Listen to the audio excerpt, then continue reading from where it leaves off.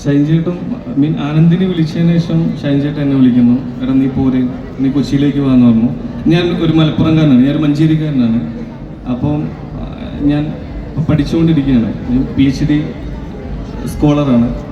ഞാൻ പെട്ടെന്ന് പോകുന്നു, എഴുതുന്നു എന്നല്ല, എനിക്ക് ഷൈൻ ചേട്ടനാണ്, എബ്രി ഷൈൻ സാറാണ് എനിക്ക് ഇങ്ങനെയാണ് ചെയ്യേണ്ടത്.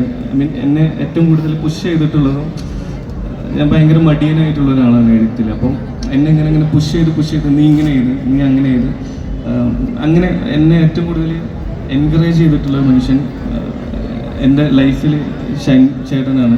അപ്പം ഷൈൻ ചേട്ടൻ ഞാൻ ഭയങ്കരമായിട്ട് മിസ് ചെയ്യുന്നുണ്ട്. കുറേ കാലത്തിന് ശേഷം ഞാൻ കണ്ടിട്ടില്ല, ഇന്ന് വരുമെന്ന് ഞാൻ വിചാരിച്ചു. ഭയങ്കരമായിട്ട് മിസ് ചെയ്യുന്നു. അതേപോലെ ആനന്ദിനെയും ഞാൻ ഭയങ്കരമായിട്ട് മിസ് ചെയ്യുന്നുണ്ട്.